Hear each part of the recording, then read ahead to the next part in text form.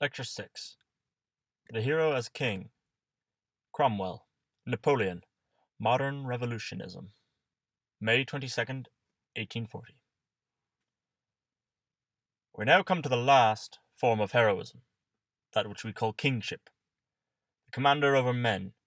He to whose will our wills are to be subordinated, and loyally surrender themselves, and find their welfare in doing so, may be reckoned the most important of great men. He is practically the summary for us of all the various figures of heroism, priest, teacher, whatsoever of earthly or of spiritual dignity we can fancy to reside in a man embodies himself here, to command over us, to furnish us with constant practical teaching, to tell us for the day and hour what we are to do. He is called Rex, regulator, Ra. Our own name is still better, King, König, which means canning, able man. Numerous considerations pointing towards deep, questionable, and indeed unfathomable regions present themselves here, on the most of which we must resolutely, for the present, forbear to speak at all, as Burke said that perhaps fair trial by jury was the soul of government, and that all legislation, administration, parliamentary debating, and the rest of it, went on in, quote, order to bring 12 impartial men into a jury box, end quote. So much by the stronger reason may I say here that the finding of your able man, and getting him invested with the symbols of ability, with dignity, worship, and worthship, royalty, kinghood, or whatever we call it, so that he may actually have room to guide according to his faculty of doing it, is the business, well or ill accomplished, of all social procedure whatsoever in this world. Hustings, speeches, parliamentary motions, reform bills, French revolutions, all mean at heart this, or else nothing. Find any country, or in any country, the ablest man that exists there, raise him to the supreme place, and loyally reverence him, you have a perfect government for that country. No ballot box, parliamentary eloquence, voting, constitution building, or other machinery whatsoever can improve it a whit. It is in the perfect state, an ideal country. The ablest man, he means also the truest hearted, justest, the noblest man. What he tells us to do must be precisely the wisest, fittest that we could do, anywhere or anyhow learn. The thing which it will, in all ways, behoove us, the right loyal thankfulness, and nothing doubting to do. Our doing and life were then, so far as government could regulate it, well regulated. That were the ideal of constitutions. Alas, we know very well that ideals can never be completely embodied in practice. Ideals must ever lie a very great way off, and we will right thankfully content ourselves with any not intolerable approximation hitherto. Let no man, as Schiller says, too querulously, quote, measure by a scale of perfection the meagre product of reality, end quote, in this poor world of ours. We will esteem him no wise man, we will esteem him a sickly, discontented, foolish man. And yet, on the other hand, it is never to be forgotten that ideals do exist, that if they be not approximated to at all, the whole matter goes to wreck. Infallibly. No bricklayer builds a wall perfectly perpendicular. Mathematically, this is not possible. A certain degree of perpendicularity suffices him, and he, like a good bricklayer, who must have done with his job, leaves it so. And yet if he sway too much from the perpendicular, above all if he throw plummet and level quite away from him, pile brick on brick, heedless just as it comes to hand, such a bricklayer, I think, is in a bad way. He has forgotten himself, but the law of gravitation does not forget to act on him. He and his wall rush down into confused welter of ruin. This is the history of all rebellions. French revolutions, social explosions in ancient or modern times. You have put the too unable man at the head of affairs, the too ignoble, unvaliant, fatuous man. You have forgotten that there is any rule, or natural necessity whatever, of putting the able man there. Brick must lie on brick, as it may and can. Unable simulacrum of ability, quack, in a word, must adjust itself with quack in all manner of administration of human things, which accordingly lie unadministered, fermenting into unmeasured masses of failure, of indigent misery in the outward, and in the inward or spiritual miserable millions stretch out the hand for their due supply, and it is not there. The law of gravitation acts. Nature's laws do none of them forget to act. The miserable millions burst forth into sansculottisms or some other sort of madness. Bricks and bricklayer lie as a fatal chaos. Much sorry stuff, written some 100 years ago or more, about the divine right of kings, moulders unread now in public libraries of this country. Far be it from us to disturb the calm process by which it is disappearing harmlessly from the earth in those repositories.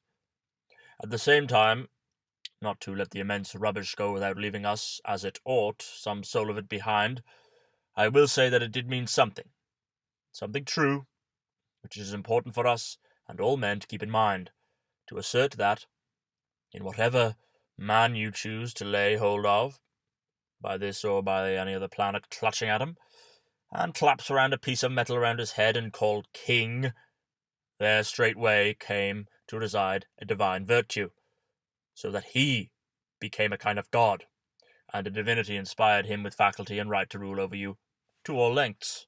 This, what can we do with this but leave it to rot silently in the public libraries? But I will say withal, and that is what these divine rights men meant, that in kings and in all human authorities and relations, the men God created can form from each other. There is verily either a divine right or else a diabolical wrong. One or the other of these two. For it is false altogether what the last skeptical century taught us, that this world is a steam engine. There is a God in this world, and a God's sanction, or else the violation of such, does look out from all ruling and obedience, from all moral acts of men. There is no act more moral between men than that of rule and obedience. Woe to him that claims obedience when it is not due. Woe to him that refuses it when it is. God's law is in that, I say, however the parchment laws may run. There is a divine right, or else a diabolic wrong, at the heart of every claim that one man makes upon another.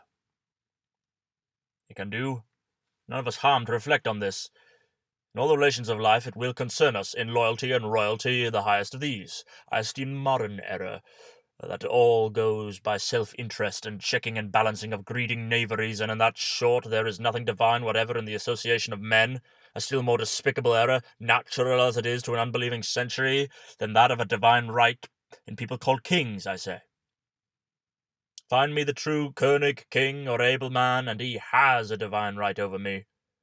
That we knew in some tolerable measure how to find him, and that all men were ready to acknowledge his divine right when found, this is precisely the healing which a sick world is everywhere in these ages seeking after. The true king, as guide of the practical, has ever something of the pontiff in him, guide of the spiritual, from which all practice has its rise. This too is a true saying, that the king is the head of the church. But we will leave the polemic stuff of a dead century to lie quiet on its bookshelves. Certainly it is a fearful business, that having your able man to seek, and knowing that what manner to proceed about it. There is in the world sad predicament of these times of ours. They are times of revolution, and have been long. The bricklayer with his bricks, no longer heedful of the plummet or the law of gravitation, have tumbled, and with all welters, as we see. But the beginning of it was not the French Revolution. That is rather the end. We can hope it were truer to say the beginning was 3 centuries farther back, in the Reformation of Luther. That the thing which called itself the Christian Church had become a falsehood, and brazenly went about pretending to pardon men's sins for metallic coined money, and to do much else, which in the everlasting truth of nature it did not now do. Here lay the vital malady, the inward being wrong, all outward went evermore and evermore wrong. Believing and belief died away, all was doubt, disbelief. The builder cast away his plummet, said to himself, "What is gravitation? Brick lies on brick there." Alas, does it not still sound strange to many of us, the assertion that there is a God's truth in the business of God-created men? That all is not a kind of grimace, an expediency, diplomacy, one knows not what? No.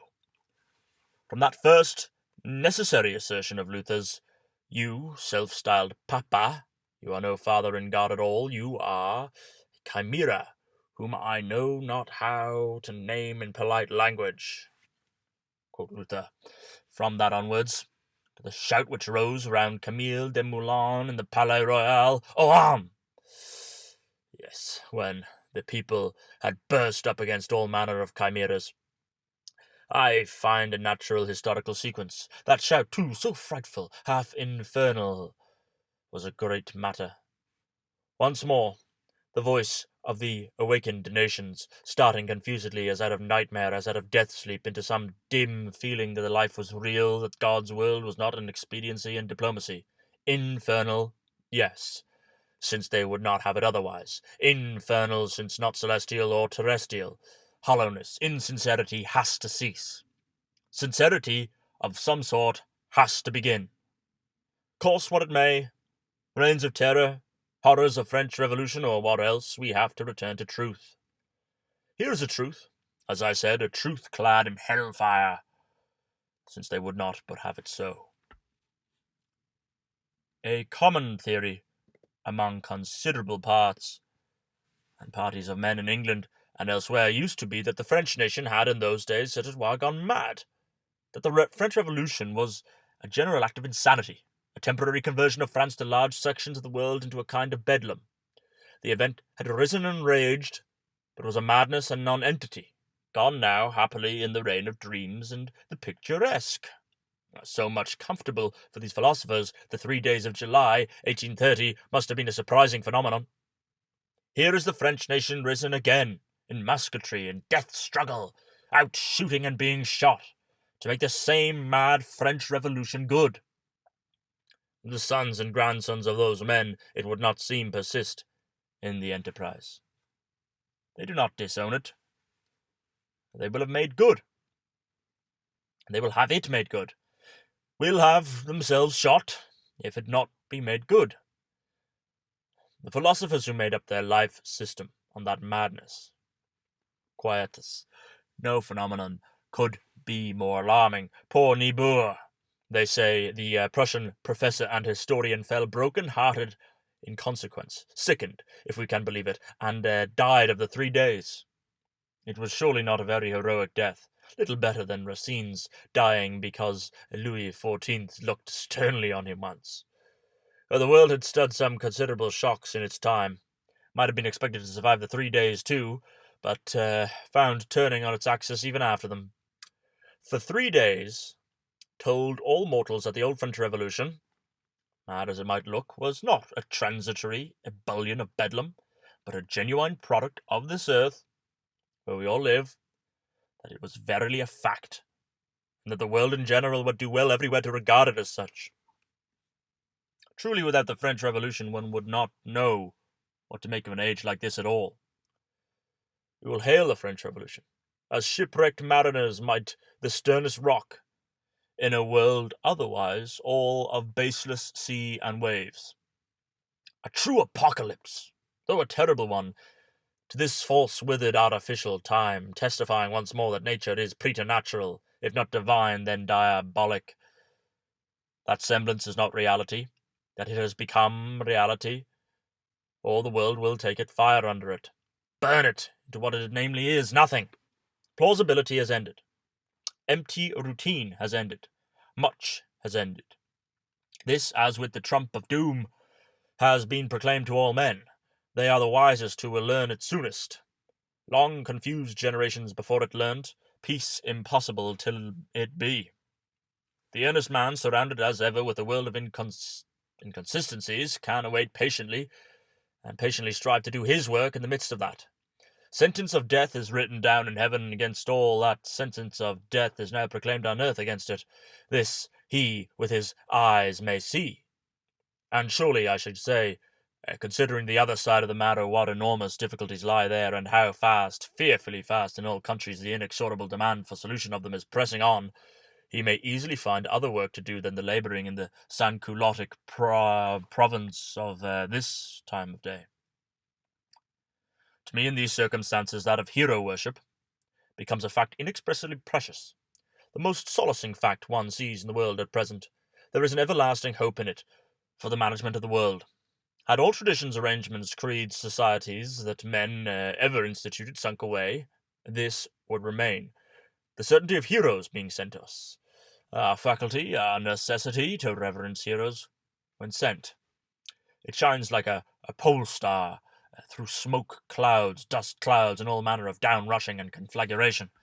Hero worship would have sounded very strange to those workers and fighters in the French Revolution.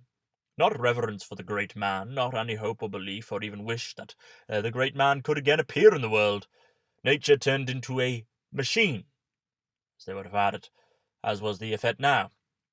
Could not any longer produce great men. I can tell her she may give up the trade altogether then. We cannot do without great men.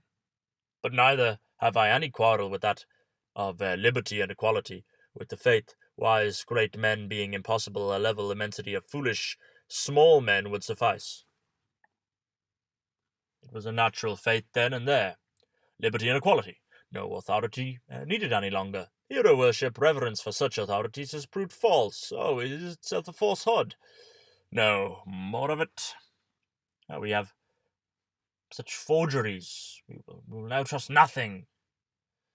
So many base-plated coins passing in the market. The belief that has now become common that no gold any longer exists, and even that we can do very well without gold. I find this, among other things, in that universal cry of liberty and equality, and find it very natural, as matters then stood.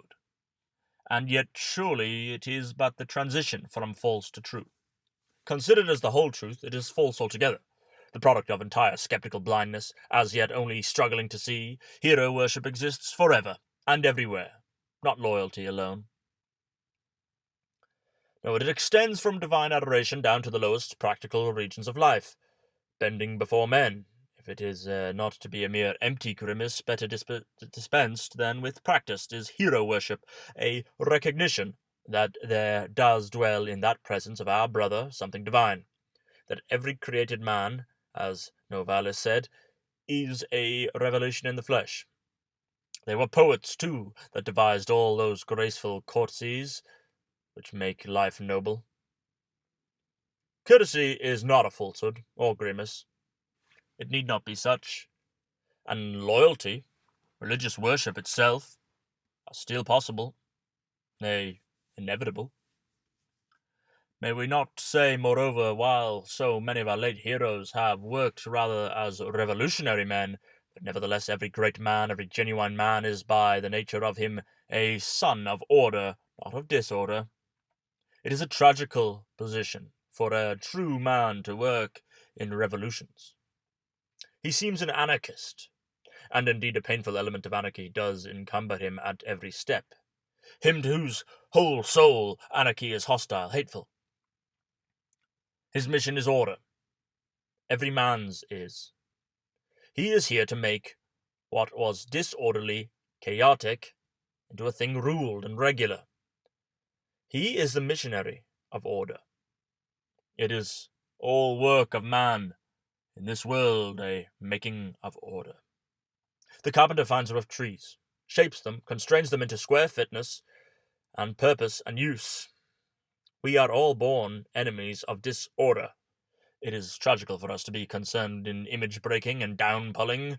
For the great man, more a man than we, it is doubly tragical. Thus, too, all human things, maddest French sans-culottisms do and must work towards order. I say there is not a man in them raging in the thickest of madness, but is impelled withal, at all moments, towards order. His very life means that. Disorder is dissolution, death. No chaos, but it seeks the centre to revolve around. While man is man, some Cromwell or Napoleon is the necessary finish of a sans-culottism. Curious. In those days when hero worship was the most incredible thing to everyone, how does it come out nevertheless, and assert itself practically in a way which all have to credit? Divine right, take it on the great scale, is found to mean divine might with all. While old false formulas are getting trampled everywhere into destruction, new, genuine substances unexpectedly unfold themselves indestructible. In rebellious ages, when kingship itself seemed dead and abolished, Cromwell, Napoleon stepped forth again as kings. The history of these men is what we now have to look at, and it is the last phasis of heroism. The old ages are brought back to us. The manner in which kings were made and kingship itself first took rise is again exhibited in the history of these two. And we have had many civil wars in England. Wars of red and white roses, wars of Simon de Montfort, wars enough, which are not very memorable. But that war of the Puritans has a significance which belongs to no one of the others. Trusting to your candour, which will suggest on the other side that I have not room to say, I will call it a section once more of that great universal war which alone makes up the true history of the world, the war of belief against unbelief. The struggle of men intent on the real essence of things against men intent on the semblances and forms of things.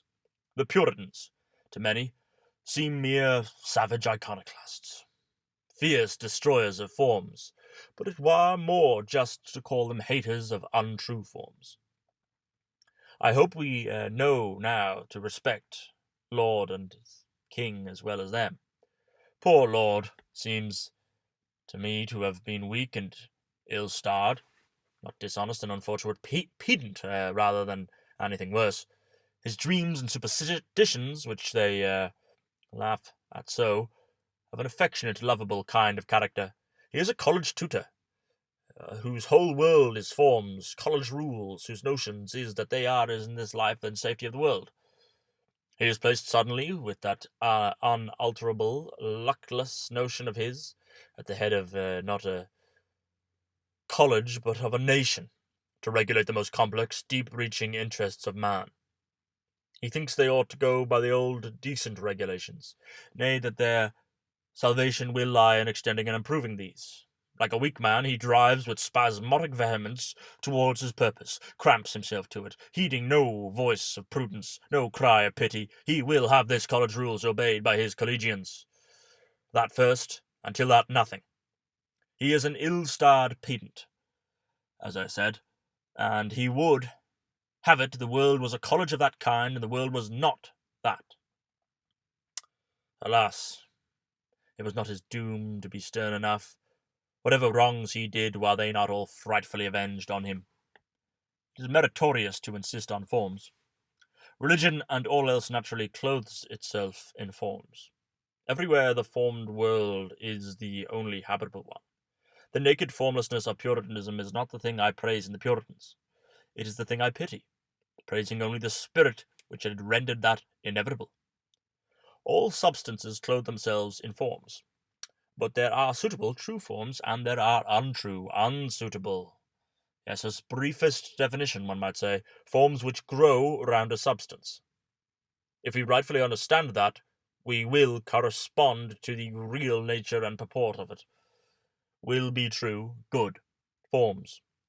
Yes, which are constantly and consciously put around a substance. That's bad. I invite you to reflect on this. It distinguishes true from false in ceremonial form, earnest solemnity from empty pageant, in all human things. There must be a veracity, a natural spontaneity in forms. In the commonest meetings of men, a person making what we call set speeches is not he an offence. In the mere drawing room, with the curtsies and courtesies you see in the grimaces, prompting to be no spontaneous reality within, are a thing you wish to get away from.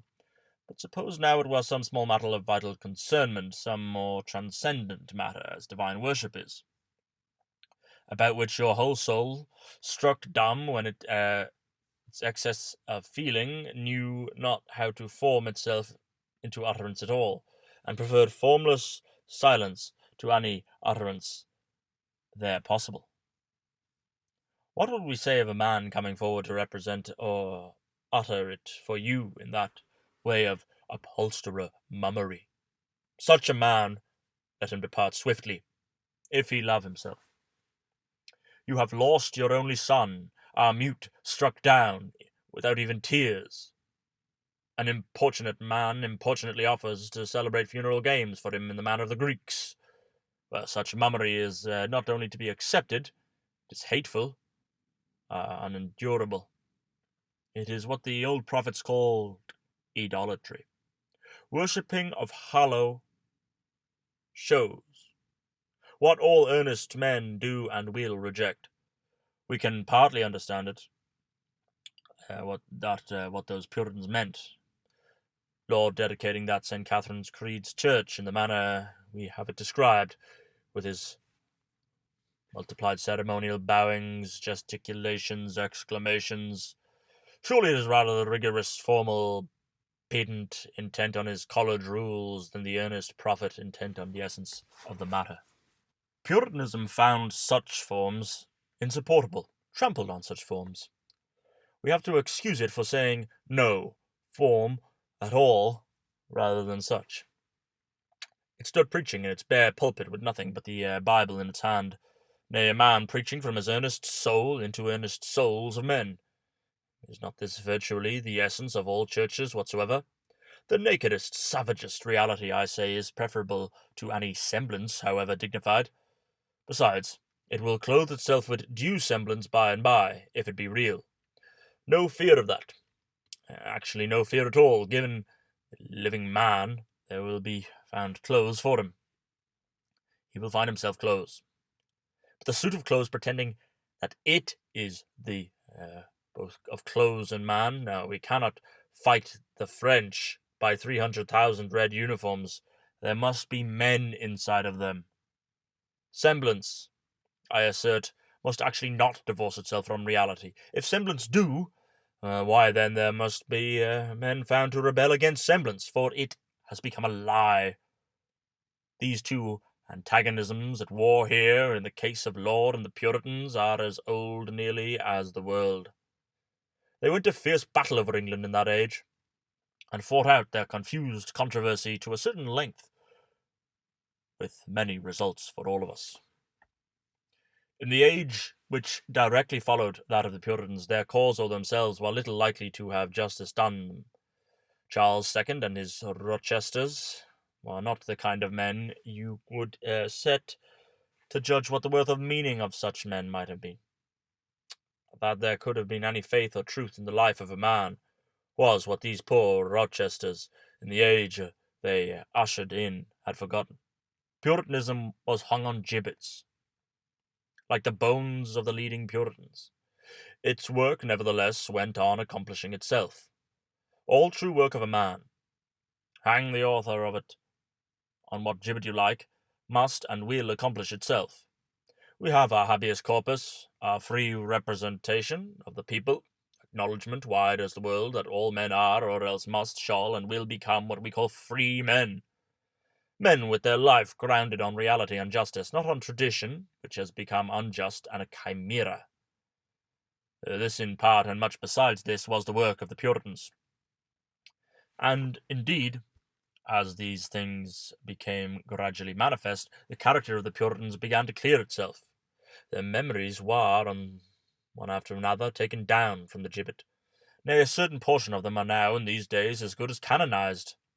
Eliot, Hampden, Pym, nay, Ludlow, Hutchinson, Vane himself, are admitted to be a kind of heroes. Political conscript fathers, to whom, in no small degree, we owe what it makes us free England.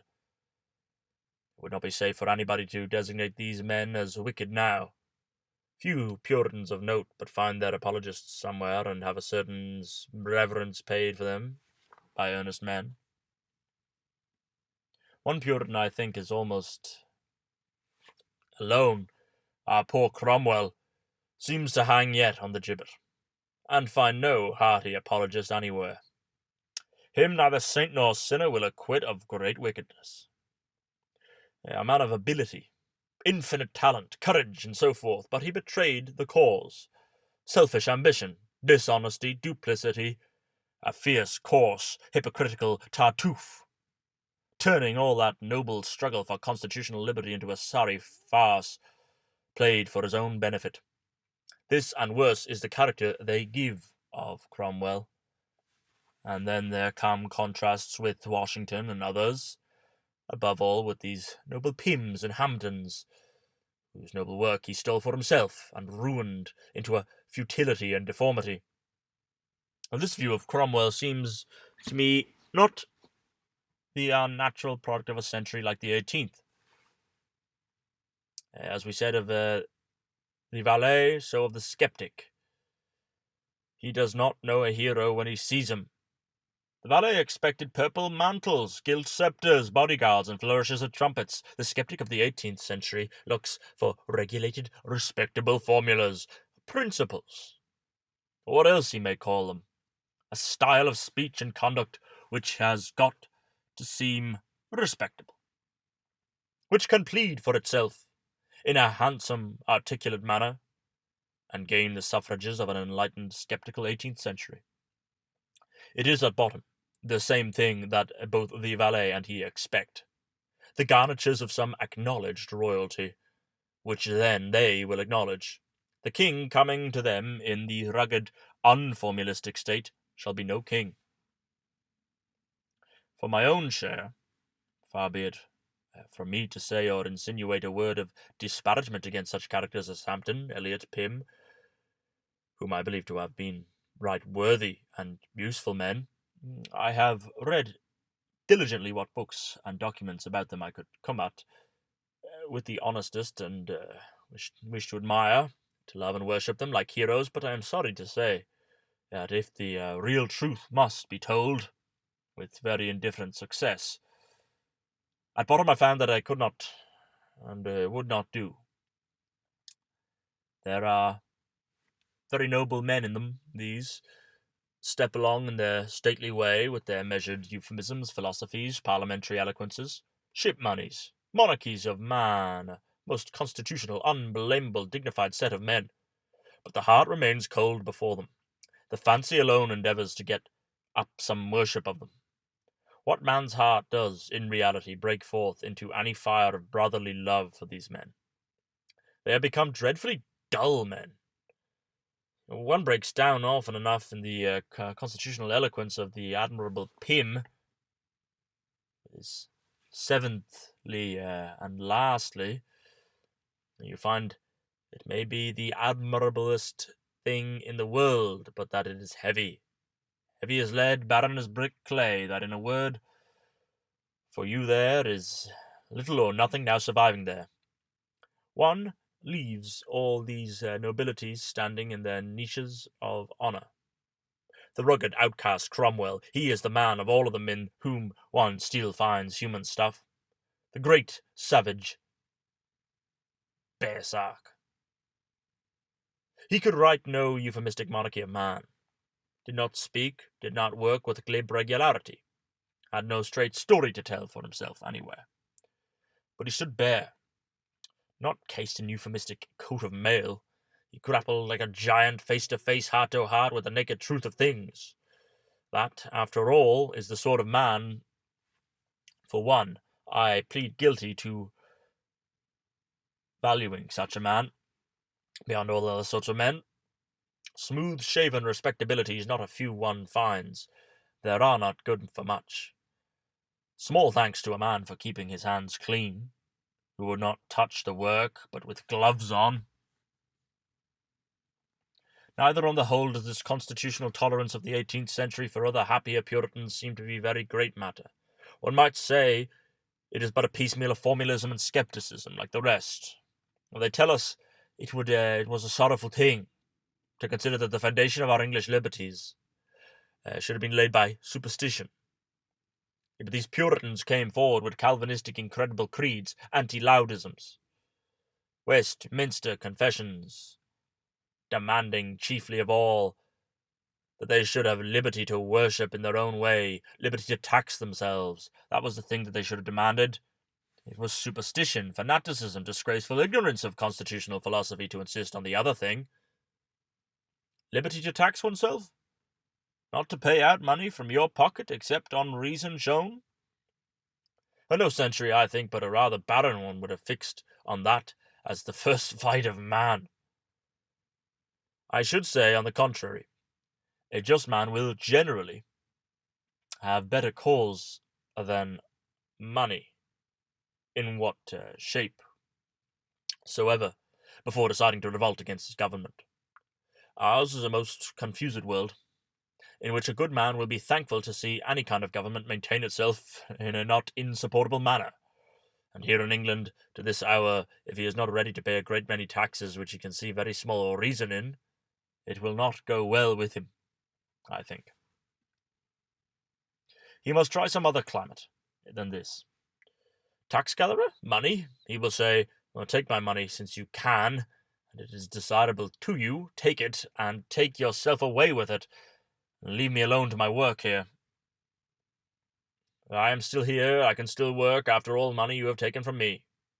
But if they come to him and say, acknowledge a lie, pretend to say you are worshipping God when you are not doing it, believe not the thing that you find true, but the thing that I find or pretend to find true, he will answer, no. By God's help, no.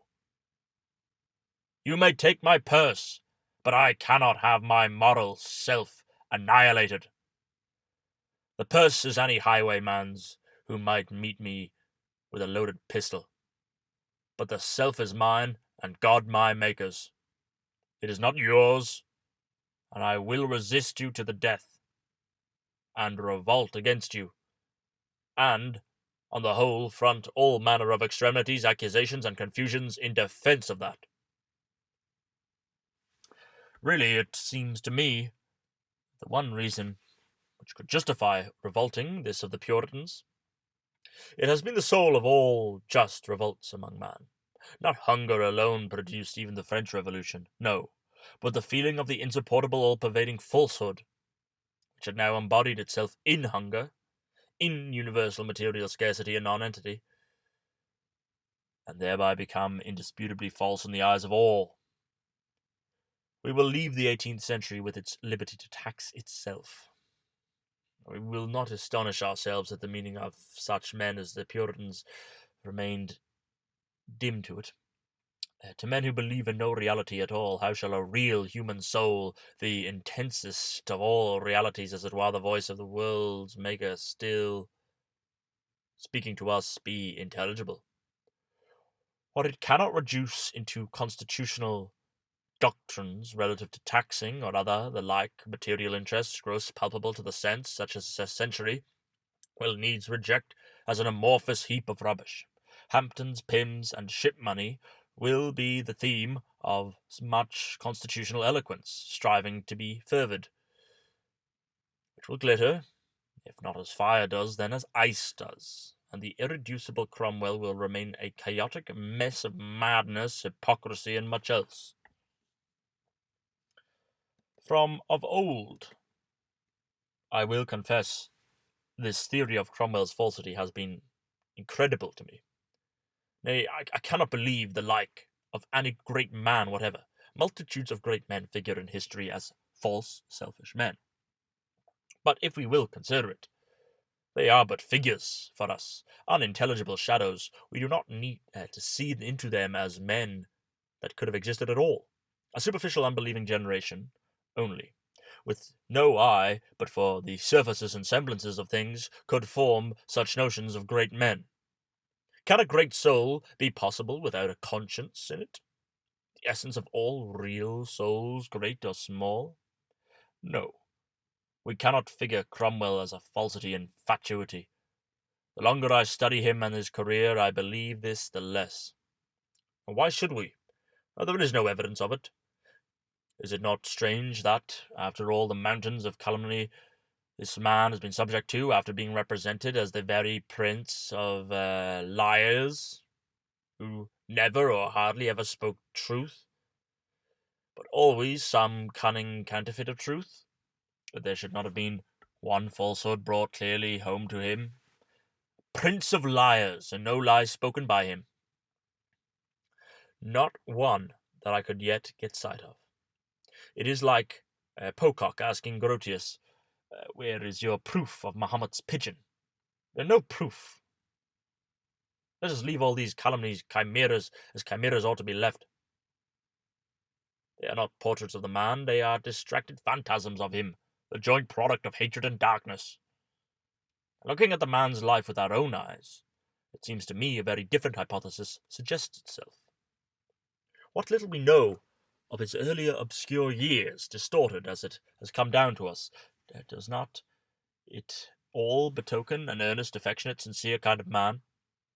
His nervous, melancholic temperament indicates rather a seriousness too deep for him. Of those stories of spectres, of the white spectre in broad daylight predicting that he should be King of England, yet we are not bound to believe much. Probably no more than the other black spectre or devil in person to whom the officer saw him sell himself before Worcester fight. But the mournful, oversensitive, hypochondriac humour of Oliver, in his young years, is otherwise indisputably known. The Huntington physician told Sir Philip Warwick himself he had often been sent for at midnight. Mr. Cromwell was full of hypochondria, thought himself near dying, and had had fancies about the town cross. These things are significant. Such an excitable, deep-feeling nature in that rugged, stubborn strength of his is not the symptom of falsehood. It is the symptom of promise of quite other than falsehood. The young Oliver is sent to study law, falls, or is said to have fallen, for a little period into some of the disputations of youth. But if so, speedily repents, abandons all this. Not much above 20, he is married, settled, as an altogether grave and quiet man.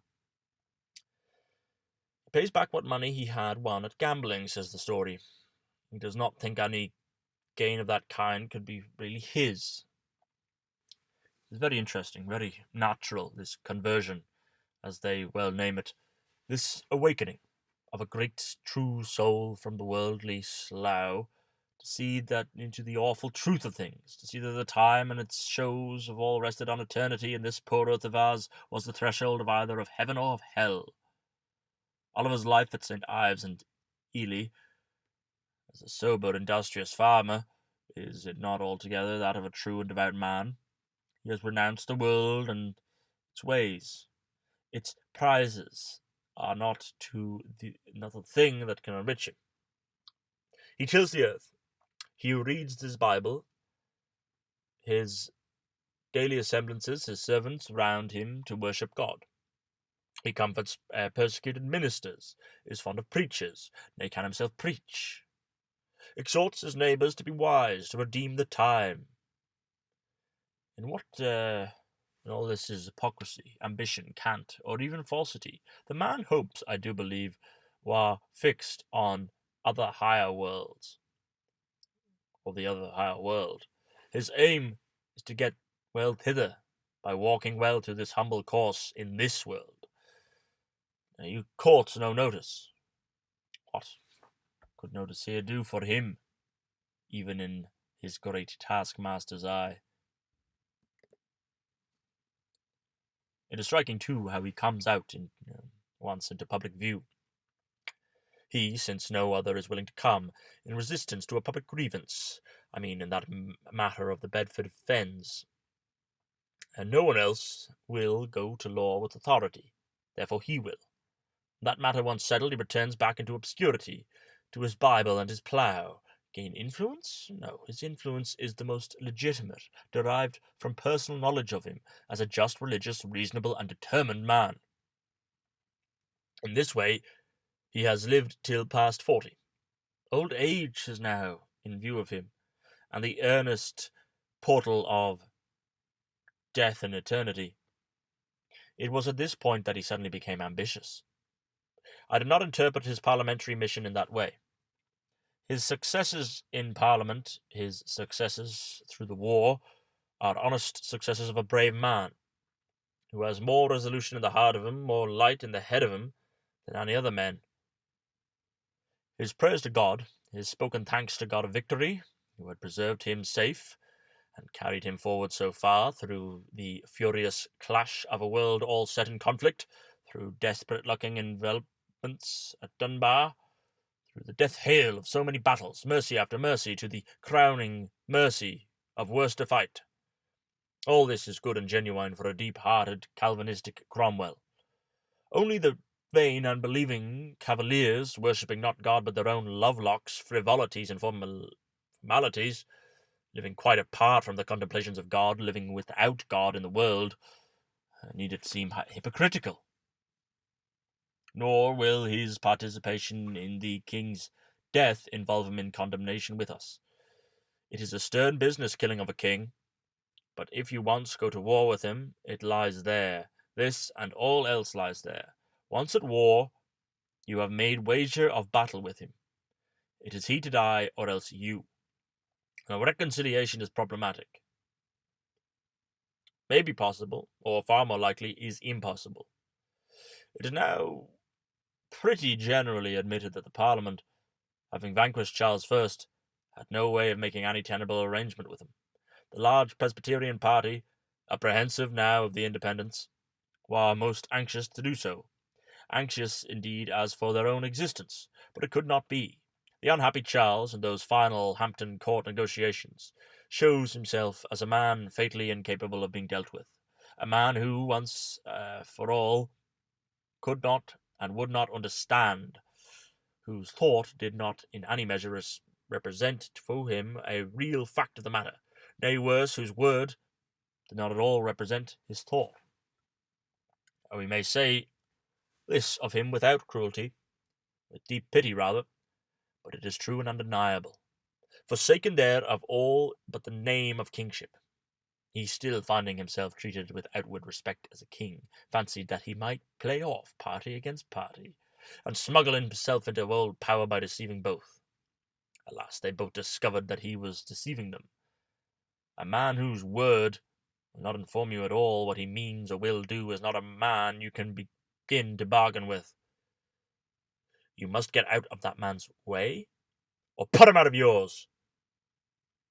The Presbyterians, in their despair, were still for believing Charles, though found false, unbelieving again and again. Not so Cromwell. For all our fighting, says he, we are to have a little bit of paper? No. In fact, everywhere we have to note the decisive practical eye of this man. How he drives towards the practical and practicable. As a genuine insight into what is fact. As such an intellect, I maintain, does not belong to a false man. The false man sees false shows, plausibilities, expediencies. The true man is needed to discern even practical truth.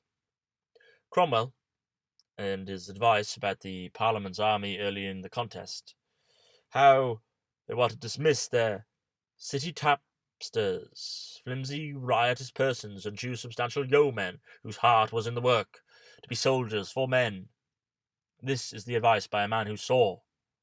Fact answers if you see into fact. Cromwell's iron sides were the embodiment of this insight of his, men fearing God, and without any other fear. No more conclusively genuine set of fighters ever trod the soil of England, or of any other land.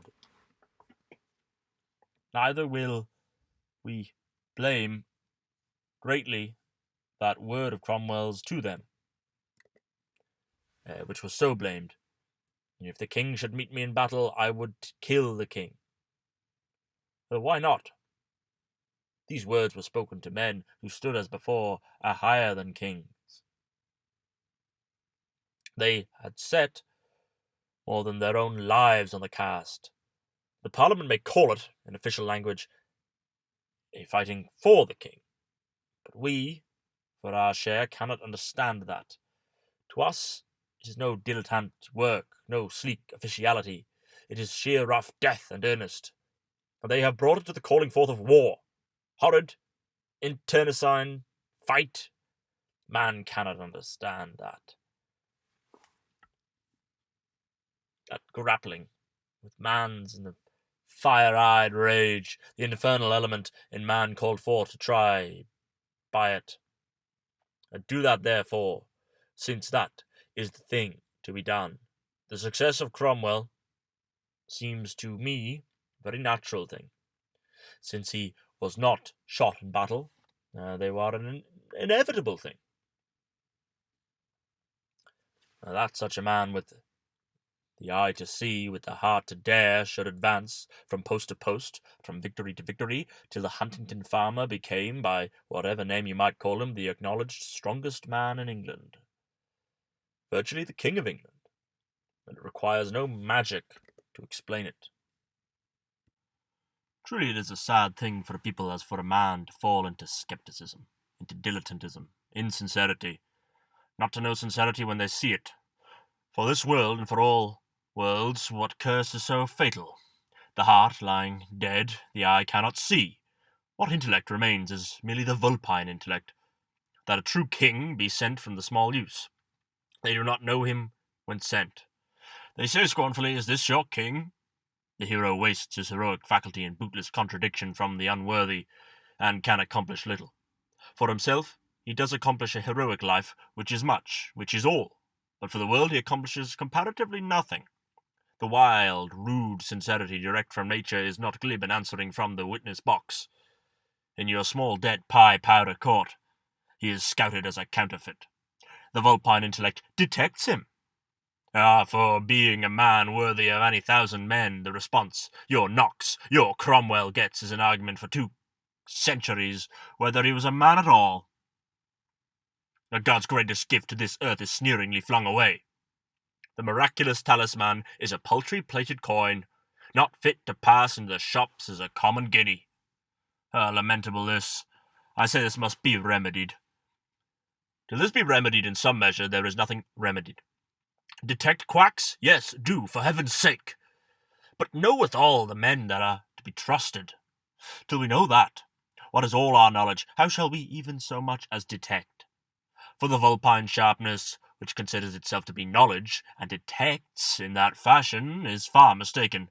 Dupes, indeed, are many, but of all dupes, there is none so fatally situated as he who lives in undue terror of being duped. The world does not exist. The world has truth in it, or it would not exist. First recognize what is true. We shall then discern what is false, and properly, never till then. So know the men that are to be trusted. Well, alas, this is yet in these days very far from us. The sincere alone can recognize sincerity. Not a hero only is needed, but a world fit for him. A world not of valets. The hero comes almost in vain to it otherwise. Yes, it is far from us, but it must come. Thank God, it is visibly coming. Till it do come, what have we? Ballot boxes, suffrages, French revolutions.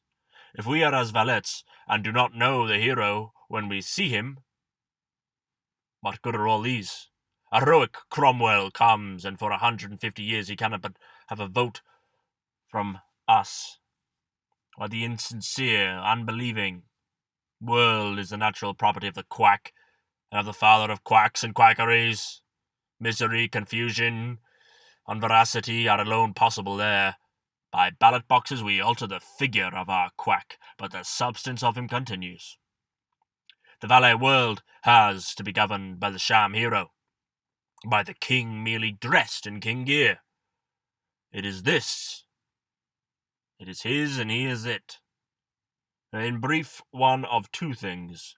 We shall either learn to know a hero, a true governor and captain, somewhat better when we see him, or else go on forever governed by the unheroic.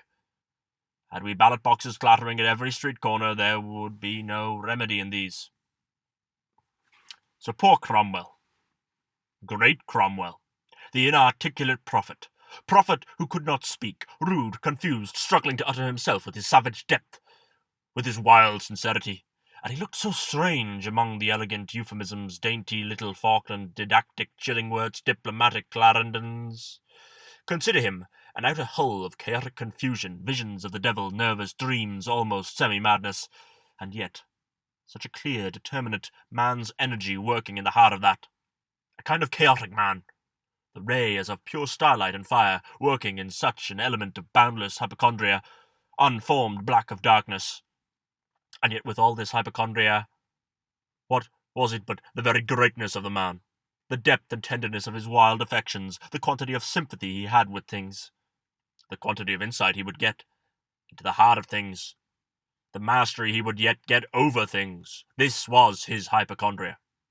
The man's misery, as man's misery always does, came of his greatness. Samuel Johnson, too, is that kind of man, sorrow-stricken, half-distracted, the wide element of mournful black enveloping him, wide as the world. It is the character of a prophetic man, a man with his whole soul seeing and struggling to see. On this ground, too, I explain to myself that Cromwell's reputed confusion of speech. To himself the internal meaning was sun-clear, but the material with which he was to clothe it in utterance was not there. He had lived silent. A great unnamed sea of thought round him all his days, and in his way of life little call to attempt naming or uttering that. With his sharp power of vision, resolute power of action, I doubt not he could have learned to write books withal and speak fluently enough. He did harder things than writing of books, this man.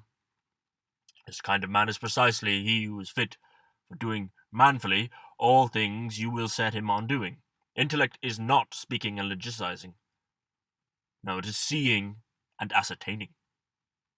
Virtues, manhood, herohood, is not fair-spoken, immaculate regularity. It is first of all what the Germans will name it Tugend, Taugend, dowing, or doughness, courage, and the faculty to do. This basis of the matter Cromwell had in him. One understands, moreover, how, though he could not speak in Parliament, he might preach, rhapsodic preaching, above all how he might be great in extempore prayer. Yeah, these are the free and outpouring utterances of what is in the heart. Method is not required in them. Warmth, depth, sincerity are all that is required. Cromwell's habit of prayer is a notable feature of him. All his great enterprises were commenced with prayer. In dark, inextricable looking difficulties, his officers he used to assemble and pray alternately for hours, for days, till some definite resolution rose among them, some door of hope, as they would name it, disclosed itself. Well, consider that. In tears, in fervent prayers and cries to the great God to have pity on them, to make his light shine before them. Are they armed soldiers of Christ, as they felt themselves to be? A little band of Christian brothers, who had drawn the sword against a great black devouring world, not Christian, but mammonish, devilish. They cried to God in their straits, in their extreme need, not to forsake the cause that was his. Or the light which now rose upon them. How could a human soul by any means at all get better light? Was not the purpose so formed, like to be precisely the best, wisest, the one to be followed without hesitation any more? To them it was the shining of heaven, and heaven's own splendour in the waste howling darkness, the pillar of fire by night, that was to guide them on their desolate perilous way. Was it not such? Can a man's soul to this hour get guidance by any other method than intrinsically by that same devout prostration of the earnest struggling soul before the highest and giver of all light? Be such prayer a spoken articulate, or be it a voiceless, inarticulate one, or there is no other method. Hypocrisy? One begins to be wary of all that. They who call it so have no right to speak on such matters. They never formed a purpose, what one can call a purpose. They went about balancing expediencies, plausibilities, gathering votes, advices. They never alone were with the truth of a thing at all.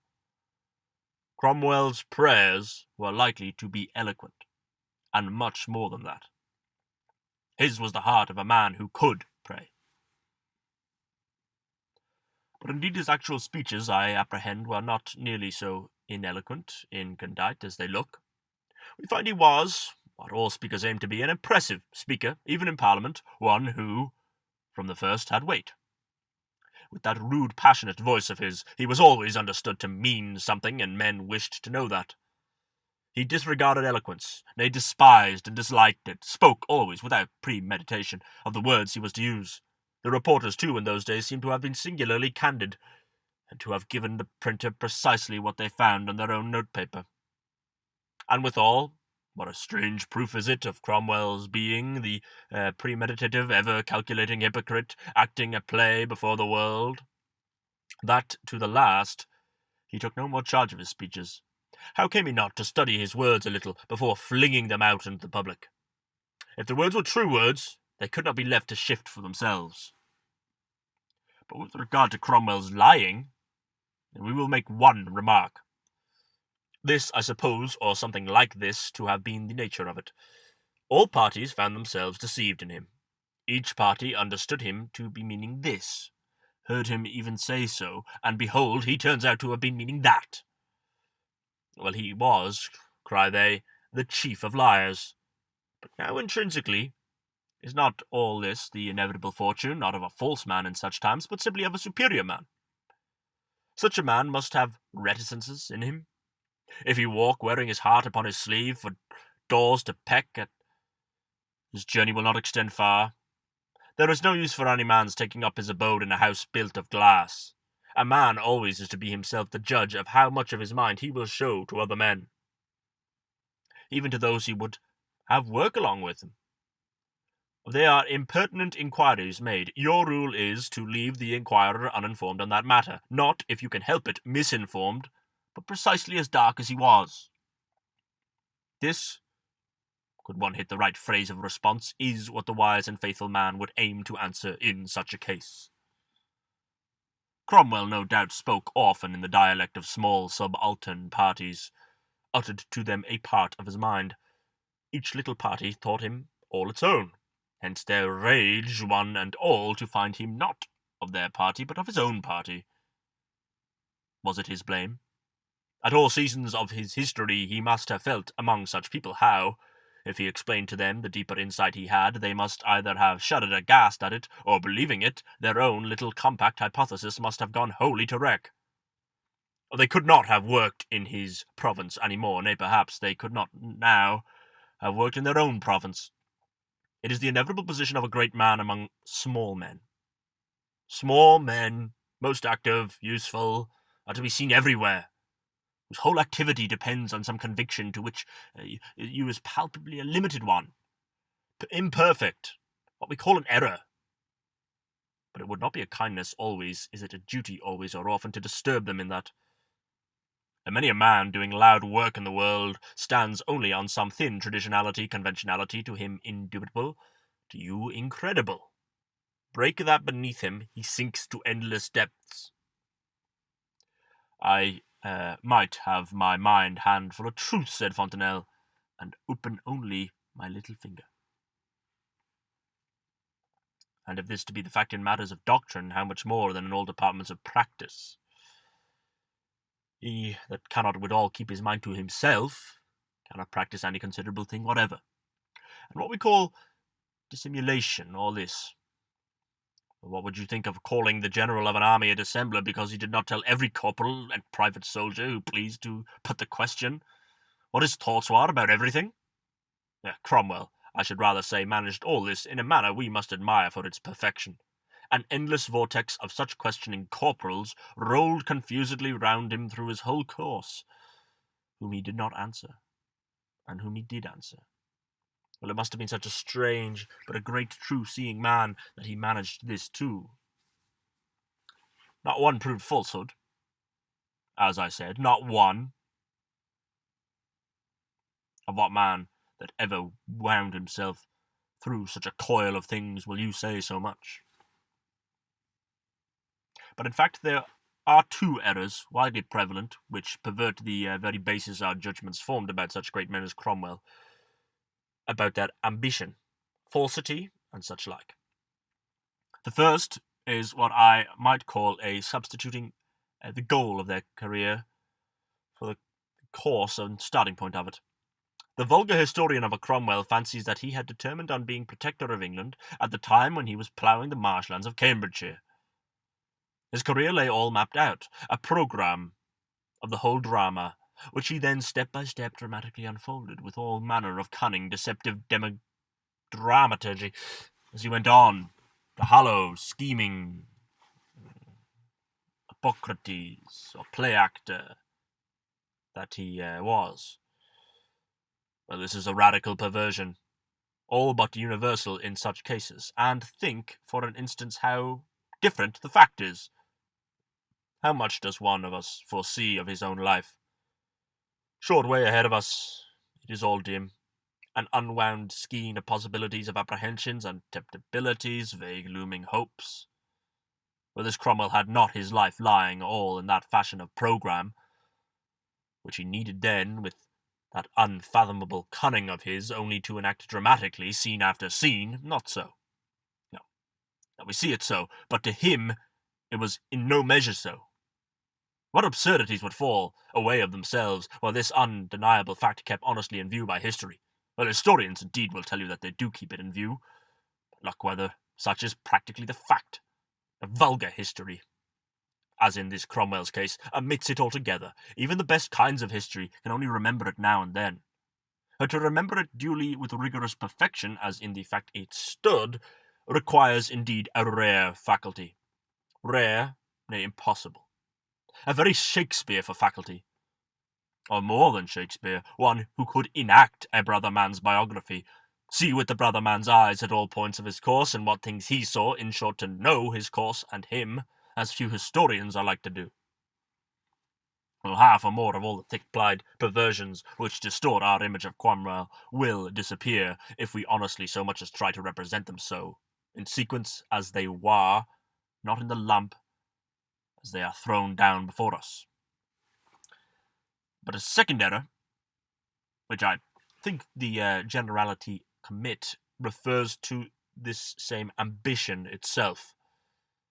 We exaggerate the ambition of great men, or we mistake what the nature of it is. Great men are not ambitious in that sense. He is a small, poor man that is ambitious so. Examine the man who lives in misery because he does not shine above other men, who goes about producing himself, pruriently anxious about his gifts and claims, struggling to force everybody, as it were, begging everybody for God's sake to acknowledge him a great man and set him over the heads of men.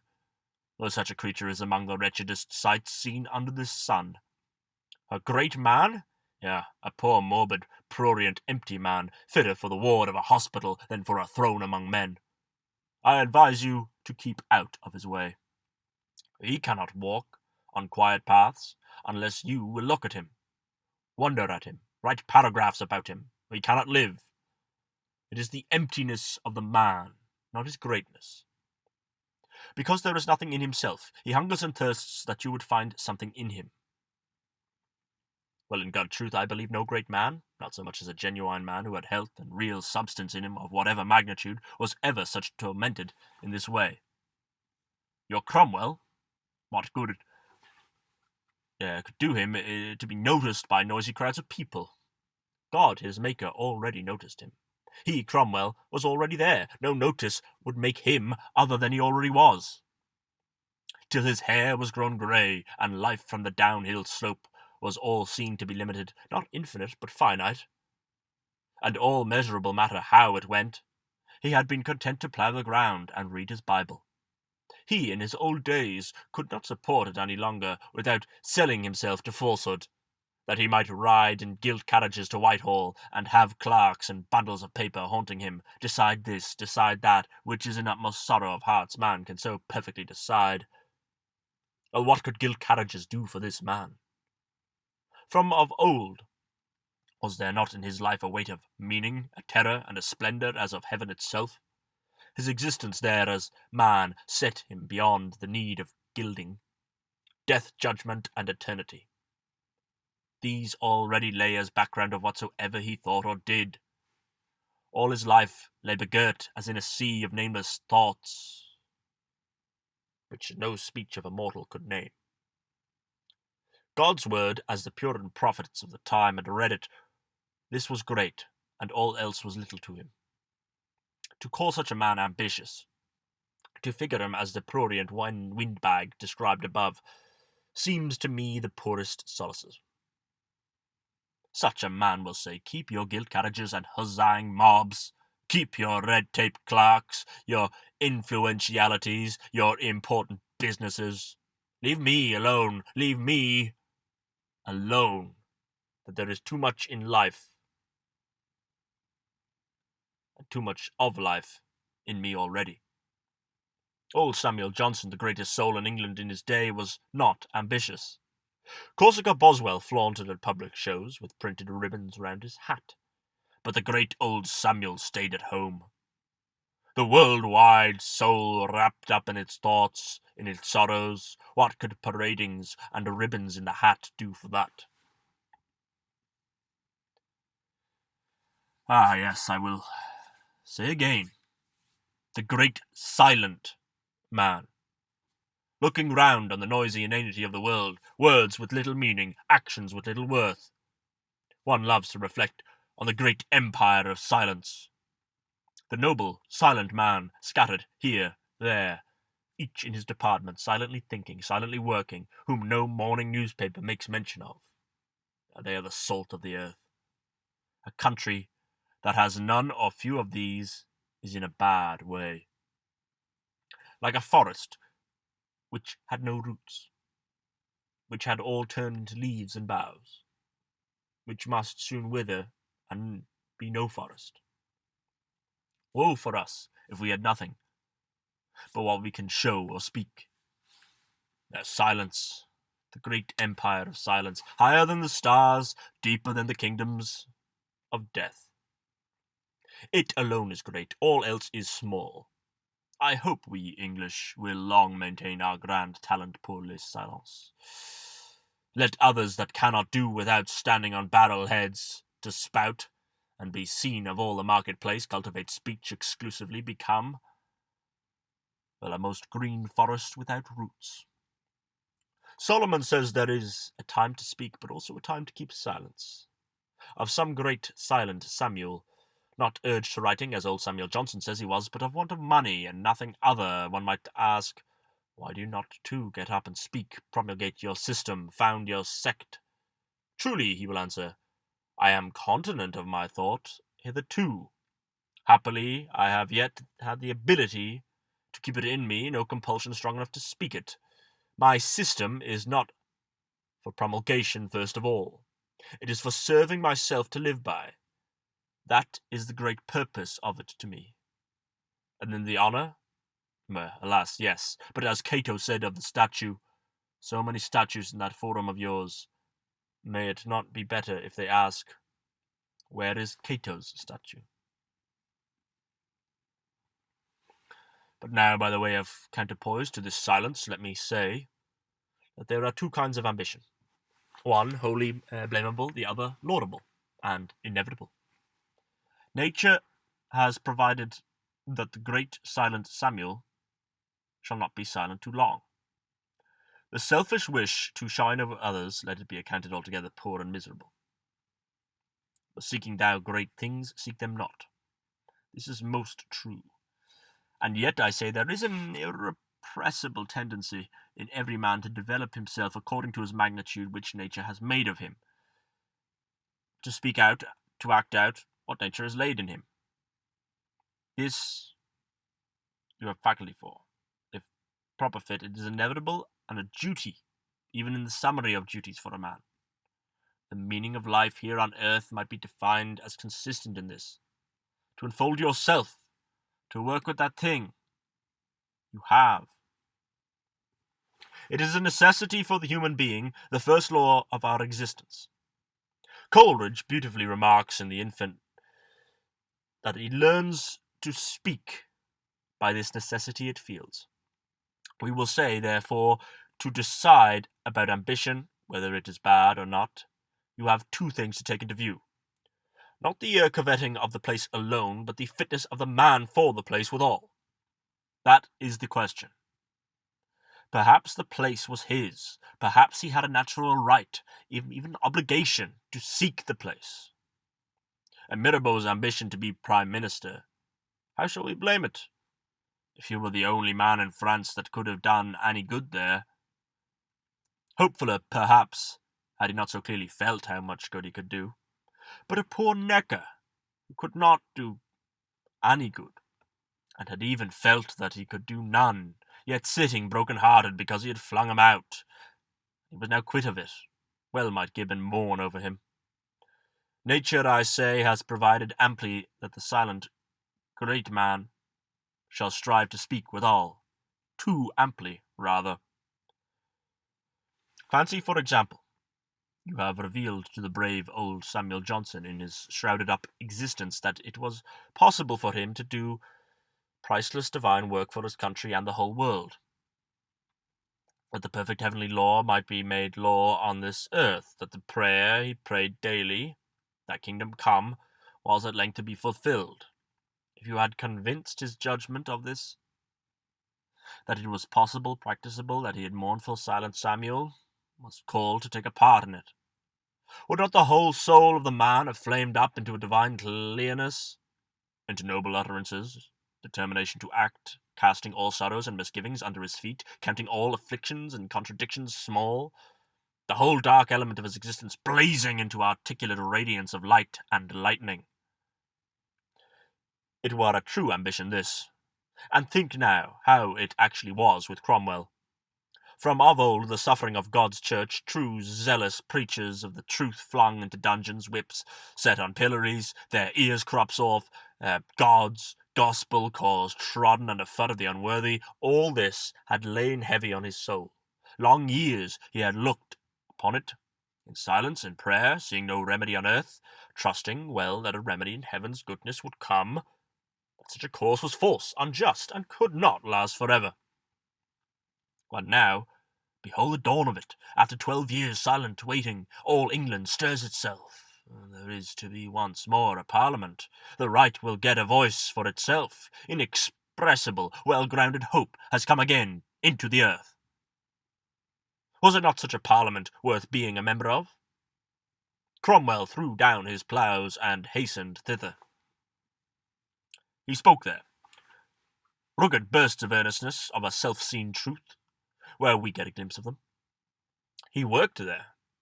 He fought and strove, like a strong, true giant of a man through a cannon tumult and all else, on and on till the cause triumphed, its once so formidable enemies all swept from before him, and the dawn of hope had become clear light of victory and certainty. That he stood there as the strongest soul of England, the undisputed hero of all England. What of this? It was possible that the law of Christ's gospel could now establish itself in the world. The theocracy which John Knox in his pulpit might dream of as a devout imagination, this practical man, experienced in the whole chaos of the most rough practice, dared to consider it as capable of being realized. And those who were at the highest in Christ's church, the devoutest, wisest men, were to rule the land.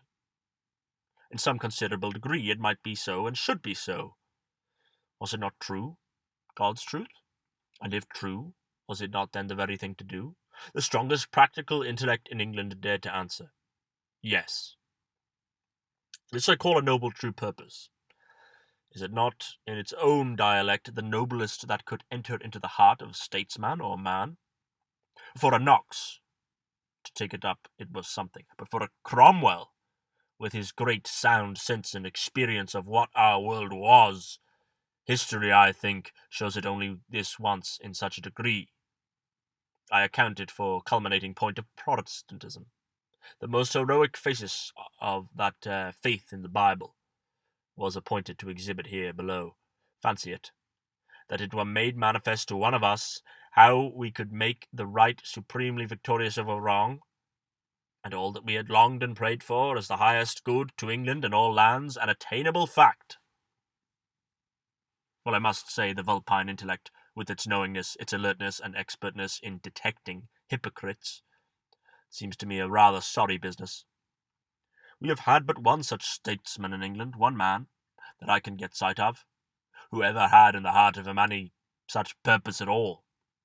One man, in the course of 1500 years, and this was his welcome.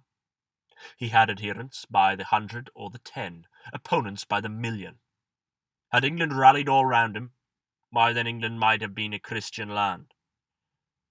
As it is, vulpine knowingness sits yet at its hopeless problem.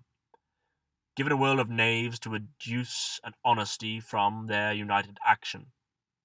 How cumbrous a problem you may see in the chancery law courts and some other places. Till at length by heaven's just anger, but also by heaven's great race, that the matter begins to stagnate, and this problem is becoming to all men a palpably hopeless one.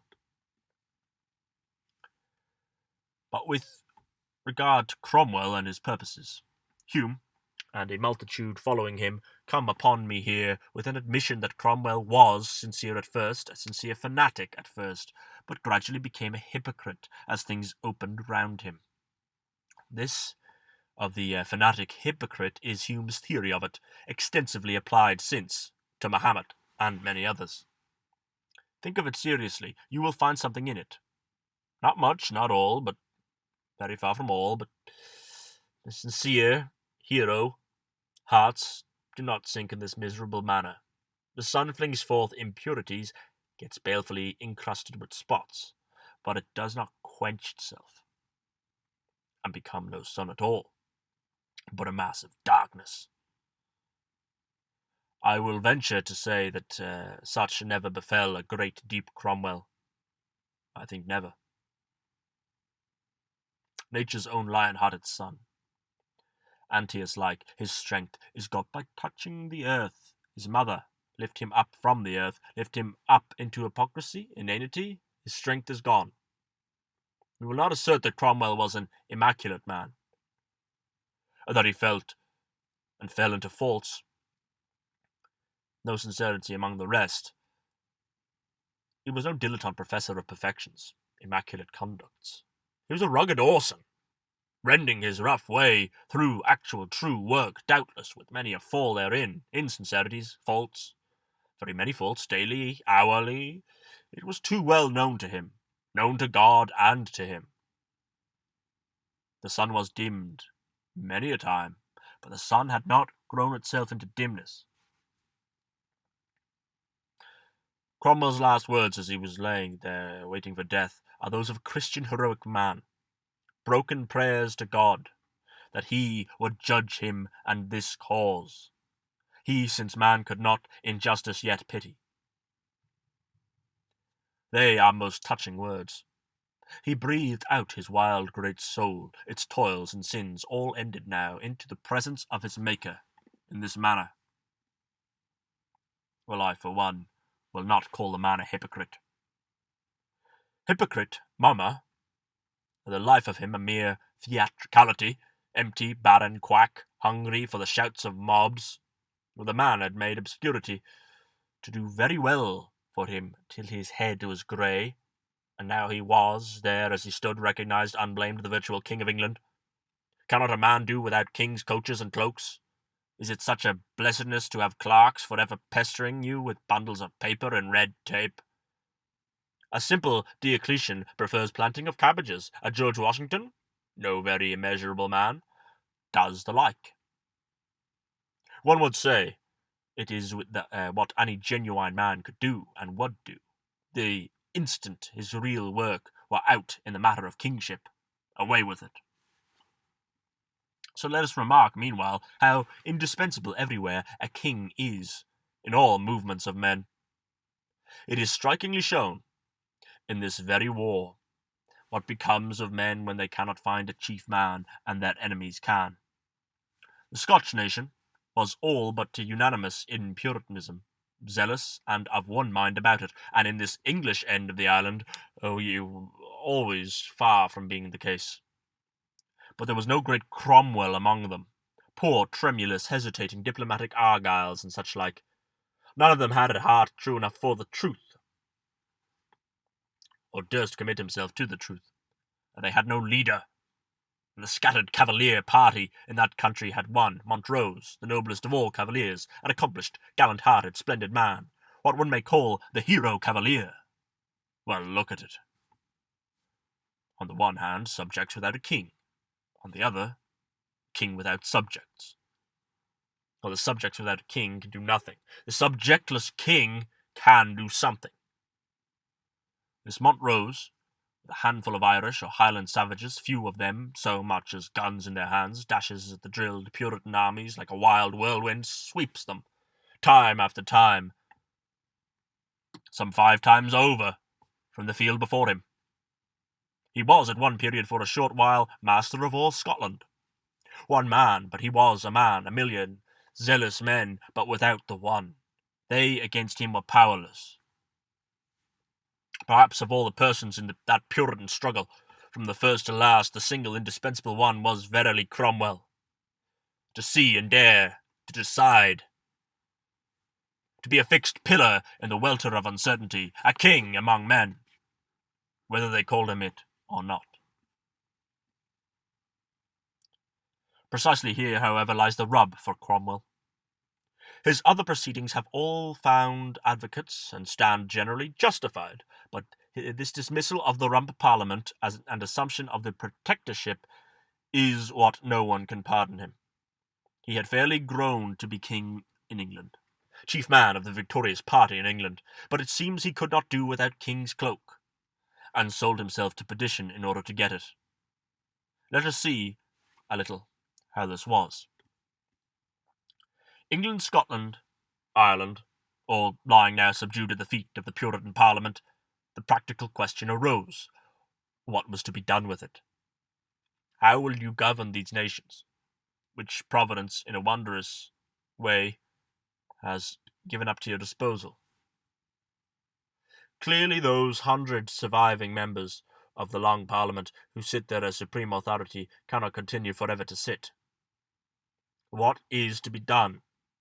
It was a question which theoretical constitution builders may find easy to answer, but to Cromwell, looking there into the real practical facts of it, there could be none more complicated.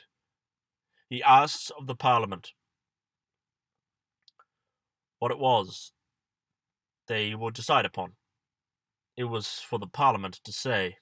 Yet soldiers too, however contrary to formula, they who had purchased this victory with their blood, it seemed to them that they also should have something to say in it. We will not, for all our fighting, have nothing but a little piece of paper, where we understand that the law of God's gospel, to which he, through us, has given the victory, shall establish himself, or try to establish himself, in this land. For 3 years, Cromwell says, the question had sounded in the ears of Parliament. They could make no answer, nothing but talk. Or perhaps it lies in the nature of the parliamentary bodies. Perhaps no parliament could, in such case, make any answer but even that than talk and talk. Well, nevertheless, the question must and shall be answered. You 60 men there, becoming fast, odious, even despicable, to the whole nation, whom the nation already calls Rump Parliament, you cannot continue to sit there. Who, or what then is to follow? A free parliament, right of election, constitutional formulas, of one such or the other. The thing is hungry fact coming on us. We must answer, or be devoured by it. And who are you that prate the constitutional formulas rights of Parliament? You have had to kill your king, to make pride's purges, to expel and banish by the law of the stronger whosoever would not let your cause prosper. There are but 50 or 60 of you left there, debating in these days. Tell us what we shall do, not in the way of formula, but of practicable fact. Well, how did they finally answer remains obscure to this day. The diligent Godwin himself admits that he cannot make it out. Well, the likeliest is that this poor Parliament still would not, and indeed could not, dissolve and dispense, that when it came to the point of actually dispersing, they again, for the 10th or 20th time, adjourned it. And Cromwell's patience failed him. But we will take the favourablest hypothesis ever started for the Parliament, the favourablest, though I believe it is not the true one, but too favourable.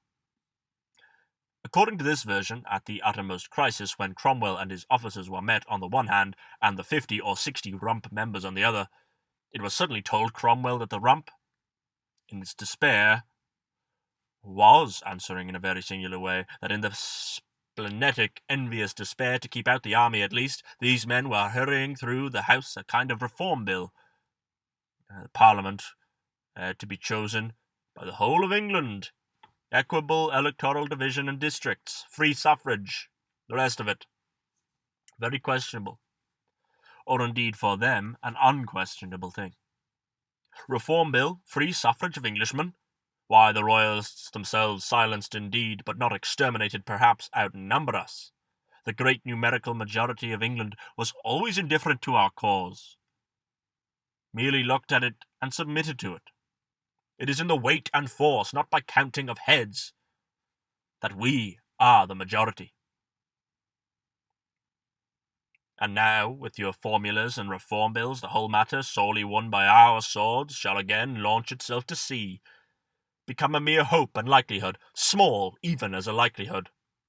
And it is not a likelihood. It is a certainty, which we have won by God's strength and of our own right, and do now hold here. Well, Cromwell walked down to these refractory members, interrupted them in that rapid speed of their reform bill, ordered them to be gone. Talk there no more of it. Well, can we forgive him? Can we not understand him? John Milton, who looked on it all near at hand, could applaud him. The reality had swept the formulas away before it. I fancy most men who are realities in England might see into the necessity of that. The strong, daring man, therefore, has set all manner of formulas and logical superficialities against him, has dared appeal to the genuine fact of this England, whether it will support him or not. It is curious to see how he struggles to govern in some constitutional way, finds some parliament to support him, but cannot. His first parliament, the one they call bare-bones parliament, is, so to speak, a convocation of the notables. From all quarters of England, the leading ministers and chief Puritan officials nominate the men most distinguished by religious reputation, influence and attachment to the true cause. These are assembled to shape out a plan. They sanctioned what was past, shaped as they could what was to come. They were scornfully called bare-bones parliament. The man's name, it seems, was not bare-bones, but Barbone. A good enough man. Nor was it a jest, their work. It was a most serious reality. A trial on the part of these Puritan notables, how far the law of Christ could become the law of this England. There were men of sense among them, men of some quality, men of deep piety, I suppose the most of them were. They failed, it seemed, and broke down, endeavouring to reform the Court of Chancery. They dissolved themselves as incompetent, delivered up their power again into the hands of the Lord General Cromwell to do with what he liked and could. And what will he to do with it? The Lord General Cromwell, Commander-in-Chief of all the forces and to be raised, he hereby sees himself at this unexampled juncture, as it were, the one available authority left in England, nothing between England and utter anarchy but him alone. Such is the undeniable fact of his position and England's, there and then. What will he do with it? Well, after deliberation, he decides that he will accept it, will formally, with public solemnity, say and vow before God and man, yes, the fact is so, and I will do the best I can with it.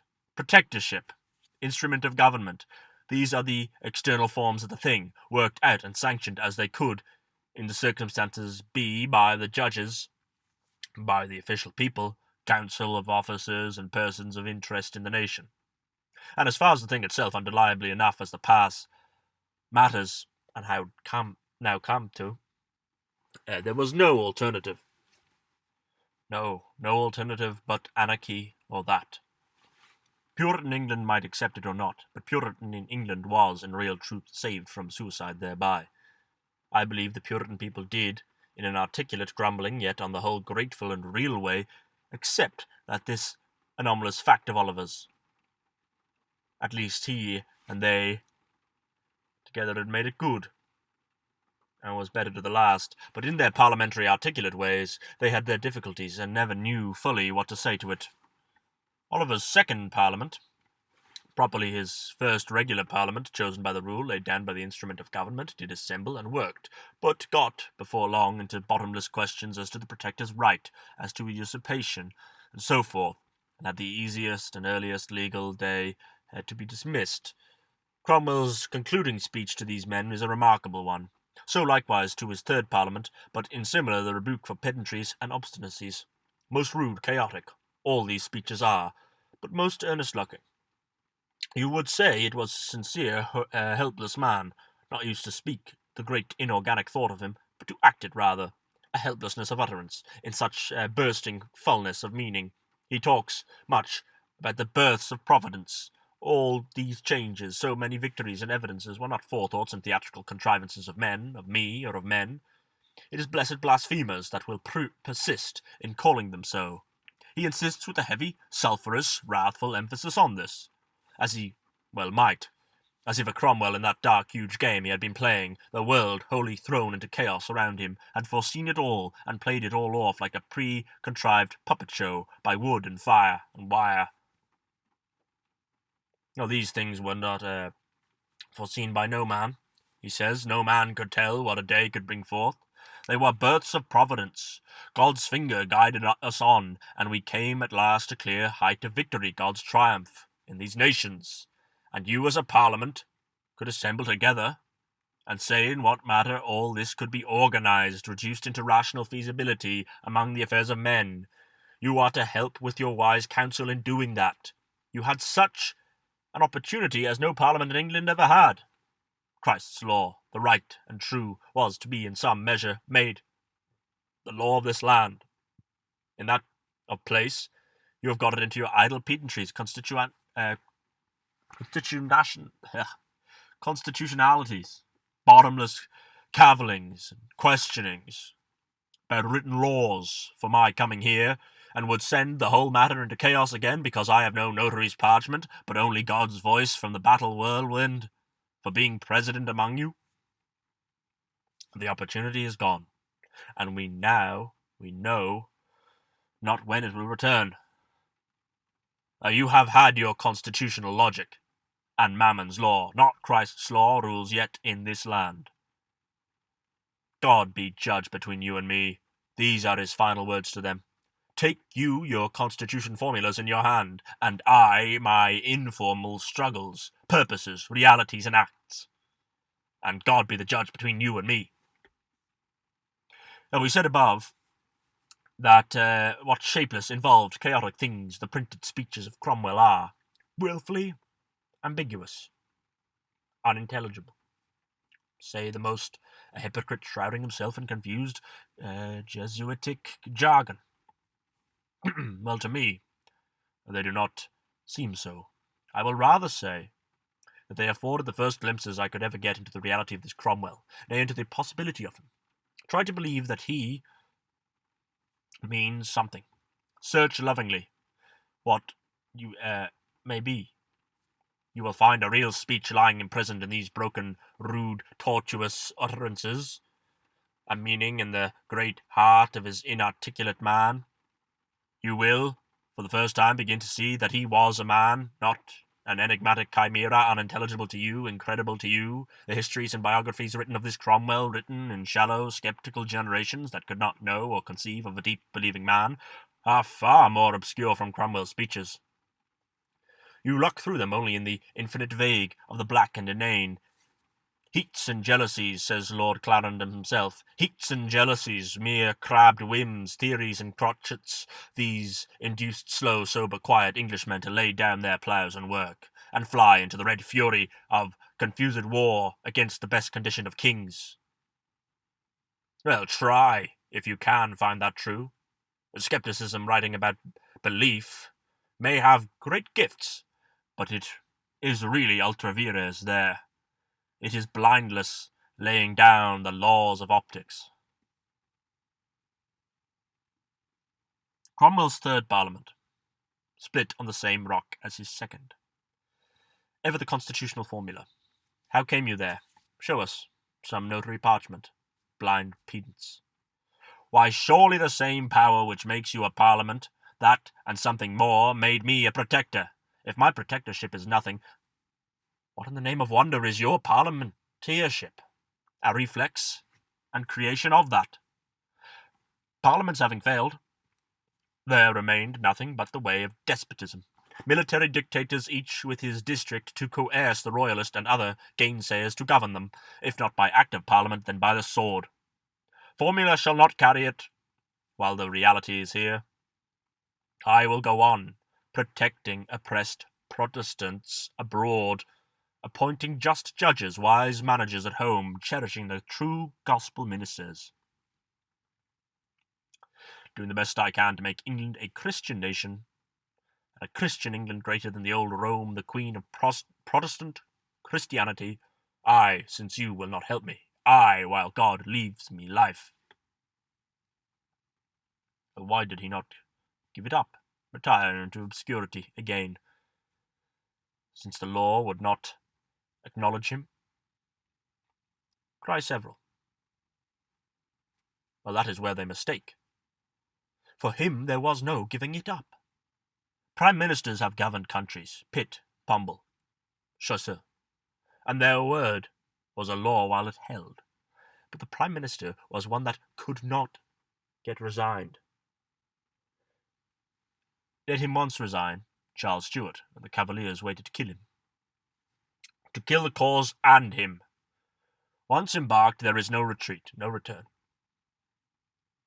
This prime minister could retire no whither except into his tomb. So one is sorry for Cromwell in his old days. His complaint is incessant of the heavy burden Providence has laid on him. Heavy, which he must bear till death. Old Colonel Hutchinson, as his wife relates it, Hutchinson, his old battle-mate, coming to see him on some indispensable business, much against his will, Cromwell follows him to the door.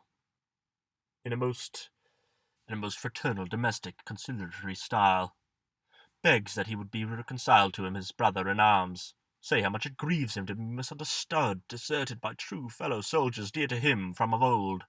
The rigorous Hutchinson, caused in his republican formula, sullenly goes his way. And the man's head now was white, his strong arm growing weary of his long work. I always think, too, of his poor mother, now very old, living in that palace of his, a right brave woman, as indeed they lived all honest, God-fearing household there. If she heard a shot go off, she thought it was her son killed. He had come to her at least once a day, that she might see with her own eyes that he was yet living. Ah, the poor old mother. What had this man gained? What had he gained? He had a life of sore strife and toil to his last day. Fame, ambition, place in history? Ah! His dead body was hung in chains, his place in history forsooth. Has been a place of ignominy, accusation, blackness, disgrace, and here this day, who knows if it is not rash in me to be among the first that ever ventured to pronounce him not a knave and liar, but a genuinely honest man. Peace to him. Did he not, in spite of it all, accomplish much for us? We walk smoothly over his great, rough, heroic life. Step over his body sunk in the ditch there. We need not spurn it as we step on it. Let the hero rest. It was not to men's judgment that he appealed, nor have men judged him very well. Now, precisely a century and a year after this Puritanism had got itself hushed up into decent composure, and its results made smooth in 1688, there broke out a far deeper explosion, much more difficult to hush up, known to all mortals, and like to be long known by the name of French Revolution. It is probably the third and final act of Protestantism. The explosive, confused return of mankind to reality and fact, now that they were perishing of semblance and sham. We call our English Puritanism the second act. Well, then the Bible is true. Let us go by the Bible. In church, said Luther, in church and state, said Cromwell. Let us go by what actually is God's truth. Our men have to turn and return to reality. They cannot live on semblance. The French Revolution, or the third act, we may as well call the final one, for lower than that savage sans-culottism men cannot go. They stand there on the nakedest haggard fact, undeniable in all seasons and circumstances, and must begin again confidently to build up from that. The French explosion, like the English one, got its king, who had no notary parchment to show for himself. We still have to glance for a moment at Napoleon, our second modern king. So Napoleon does by no means seem to me so great a man as Cromwell. His enormous victories, which reached all over Europe, while Cromwell abode mainly in our little England, are but as the high slits on which the man is seen standing. The stature of the man is not altered thereby. I find in him no such sincerity as in Cromwell, only a far inferior sort. No silent walking through long years with the awful unnameable of this universe, walking with God, as he called it, and faith and strength in that alone, latent thought and valour, content to lie latent, then burst out as in blaze of heaven's lightning. Napoleon lived in an age when God was no longer believed. The meaning of all silence, latency, was thought to be non-entity. He had to begin not out of the Puritan Bible, but out of the skeptical encyclopedias. Well, this was the length of the man carried it. Meritorious to get so far. His compact, prompt, every way articulate character is in itself perhaps small compared with our great, chaotic, inarticulate Cromwell. Instead of dumb prophet struggling to speak, we have portentous mixture of the quack withal. Hume's notion of the fanatic hypocrite, with such truths as it has, will apply much better to Napoleon than it did to Cromwell, to Mahomet, or the like.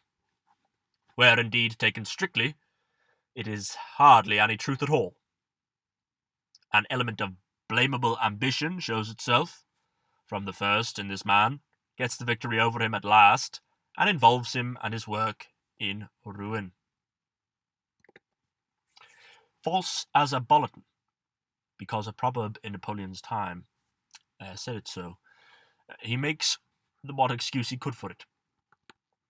That it was necessary for him to mislead the enemy, to keep up his own men's courage, and so forth. On the whole, there are no excuses. A man in no case has liberty to tell lies. It had been, in the long run, better for Napoleon, too, if he had not told any. In fact, if a man have any purpose of reaching beyond the hour and day meant to be found extant next day, what good can it ever be to promulgate lies? The lies are found out, ruinous penalty is exacted for them. No man can believe the liar next time, even when he speaks truth. And it was one of the last important things that he is to be believed. Now the old cry of Wolfe. A lie is no thing. You cannot of nothing make something. You make nothing at last, and lose your labour into the bargain. Yet Napoleon had sincerity.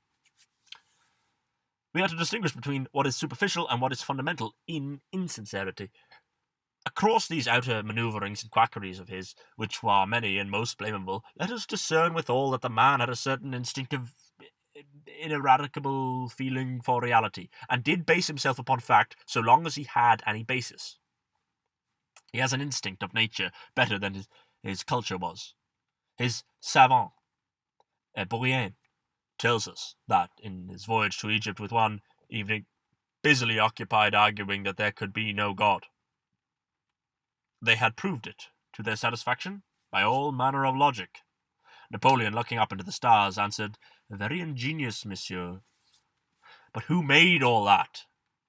Well, the atheistic logic runs off from him like water. The great matter drives straight towards that. When the steward of his Tuileries Palace was exhibiting the new upholstery with praises and demonstration how glorious it was and how cheap withal, Napoleon, making little answer, asked for a pair of scissors, clips one of the gold tassels from a window curtain, put it into his pocket, and walked on. Some days after, he produced it at the right moment, the horror of his upholstery functionary. It was not gold but tinsel. In St. Helena, it is notable how he still, to his last days, insists on the practical, the real. Why talk and complain? Above all, why quarrel with one another? but there is no result in it. It comes to nothing that one can do. Say nothing if one can do nothing. He speaks often so to his poor, discontented followers. He is like a piece of silent strength in the middle of their morbid querulousness there. But accordingly, there was there not what can find a faith in him, genuine so far as it went. That this new, enormous democracy asserting itself here in the French Revolution is an unsuppressible fact, which the whole world, with its old forces and institutions, cannot put down. This was a true insight of his, and took his conscience and enthusiasm along with it, a faith. He did not interpret the dim purport of it well, as he did. La carrière ouverte aux talents. The implements to him which can handle them. This actually is the truth, and even the whole truth. It includes whatever the French Revolution or any revolution could mean. Napoleon in his first period was a true democrat, and yet by the nature of him, fostered too by his military trade, he knew that democracy, if it were to be a true thing at all, could not be an anarchy. Man had a heart hatred for anarchy. On that 20th day of June, 1792, Bourrienne and he sat in a coffee-house as the mob rolled by. Yes, Napoleon expresses the deepest contempt for the persons in authority that they do not restrain the rabble. On the 10th of August, he wonders why there is no man command these poor Swiss. They would conquer if there were. Such a faith in democracy, yet hatred for anarchy. It is that carries Napoleon through all his great work, through his brilliant Italian campaigns, onward to the peace of Le Bon. One would say his inspiration is triumph to the French Revolution. Assertion of it against these Austrian simulacra that pretend to call it a simulacrum. Withal, however, he feels, and has a right to feel, how necessary a strong authority is, how the revolution cannot prosper or last without such, to bridle in that great devouring, self-devouring French Revolution, to tame it, so that its intrinsic purpose can be made good, that it may become organic, and be able to live among other organisms and formed things. Not as a wasting destruction alone. Is not this still what he partly aimed at, as the true purport of his life? Nay, what he actually managed to do? Through wagrams, hostilities, triumph after triumph, he triumphed so far. There was an eye to see in this man, a soul to dare and do. He rose naturally to be king. All men saw that he was such. The common soldiers used to say on the march, these babbling avocats up at Paris, all talk and no work. No wonder it runs all wrong. We shall have to go and put our petit corporal there. Well, they went and they did put him there, and France at large, chief, consulship, emperorship, victory over Europe, to the poor lieutenant of l'affaire, not unnaturally, might seem to himself the greatest of all men that had been in the world for some ages. By this point, I think the fatal charlatan element got the upper hand. He apostatized from his old faith in facts, took to believing in semblances, strove to connect himself with Austrian dynasties, popedoms, and the old false feudalities, which he once saw clearly to be false, considered that he would form his dynasty, and so forth, that the enormous French Revolution meant only that. The man was given up to strong delusion, that he should believe a lie, a fearful, most sure thing. He did not know true from false now when he looked at them. The fearfulest penalty for a man pays for yet yielding to untruth of heart. Self and false ambition had now become his god. Deception once yielded to, all other deceptions follow naturally more and more. What a paltry patchwork of theatrical paper mantles, tinsel, and mammary had this man wrapped his own great reality in, thinking to make it more real thereby. His hollow Pope's Concordat, pretending to be a re-establishment of Catholicism, felt by himself to be a method of extirpating it, le vaccin de la religion. Well, his ceremonial coronations, his consecrations by the old Italian chimera of Notre Dame. Wanting nothing to complete the pomp of it, as Ogeru said, but nothing but the 500,000 of men who had died, but an end to all that. The Cromwell's inauguration was by sword and Bible, and what we must call a genuinely true one. Sword and Bible were born before him, without any chimera. Were not these the real emblems of Puritanism? Its true decorations and insignia. It had used them both in a very real manner and pretended to stand by them now, but this poor Napoleon mistook. He believed too much in the deepability of men. He saw no fact deeper in man than hunger and this, but he was mistaken. Like a man that should be built upon cloud, his house and he fall down in confused wreck and depart out of the world. Alas, in all of us this charlatan element exists, and might be developed while the temptation strong enough. Lead us not into temptation. But it is fatal, I say, that it be developed. The thing into which it enters in a cognizable ingredient is doomed to be altogether transitory, and, however huge it may look, is in itself small. Napoleon's working, accordingly. What was it with all the noise it made? A flash of gunpowder, widespread, blazing up as of dry heath. For an hour the whole universe seems wrapped in smoke and flame, but only for an hour. It goes out. The universe, with its old mountains and streams, its stars above and kind soil beneath, still there. The Duke of Weimar told his friends always to be of courage. This Napoleonism was unjust, a falsehood, and could not last. It is true doctrine. The heavier this Napoleon trampled on the world, holding it tyrannously down, the fiercer the world would recoil against him one day. Injustice pays itself with frightful compound interest. I am not sure, but he had better have lost his best park of artillery, or had his best regiment drowned in the sea, than shot that poor German bookseller Palm. It was a palpable, tyrannous, murderous injustice, which no man, let him paint an inch thick, could make out to be other. It burned deep into the hearts of men, and the like of it. Suppressed fire flashed in the eyes of men, as they thought of it, waiting their day. Which day came.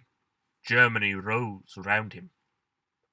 What Napoleon did will, in the long run, amount to what he did justly, what nature with her laws will sanction, to what of reality was in him, to that and nothing more. The rest was all smoke and waste, la carrière ouverte au talent, that great true message, which has yet to articulate and fulfill itself everywhere. He left it in a most inarticulate state.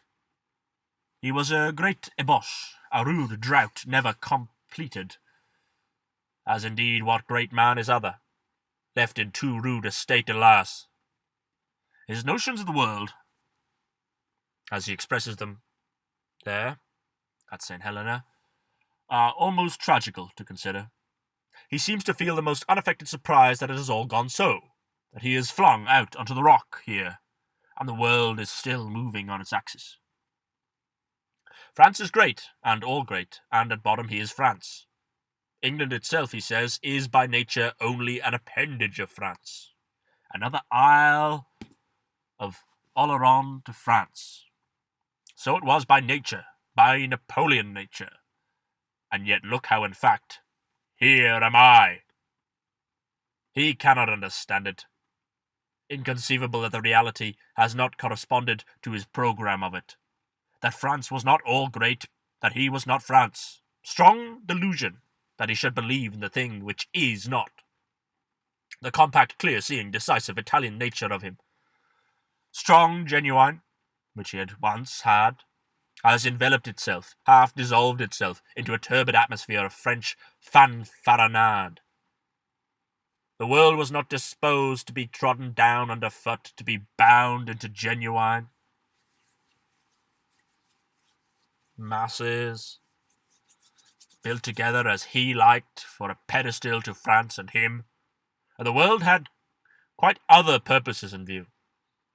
Napoleon's astonishment is extreme.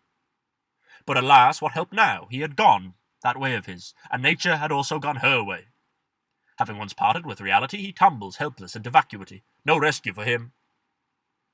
He had to sink there, mournfully as man seldom did, and break his great heart and die. This poor Napoleon, a great implement too soon wasted, till it was useless. Our last great man. Our last, in a double sense. For here, finally, these wide roaming of ours through so many times and places in search and study of heroes are to terminate. I am sorry for it. There was pleasure for me in this business, if also much pain. It is a great subject, and a most grave and wide one, this which, not to be too grave about it, I have named hero-worship. It enters deeply, as I think, into the secret of mankind's ways and vitality's interest in this world, and is well worth explaining at present. With 6 months, instead of 6 days, we might have done better. I promised to break ground on it. I know not whether I have managed even to do that. I have had to tear it up in the rudest manner in order to get into it all. Often enough, with these abrupt utterances thrown out, isolated, unexplained, has your tolerance been put to trial. Well, tolerance, patient candour, all hoping favour and kindness, which I will not speak of at present. The accomplished and distinguished, the beautiful, the wise, something of what is best in England, have listened patiently to my rude words. With many feelings, I heartily thank you all, and say, good be with you all.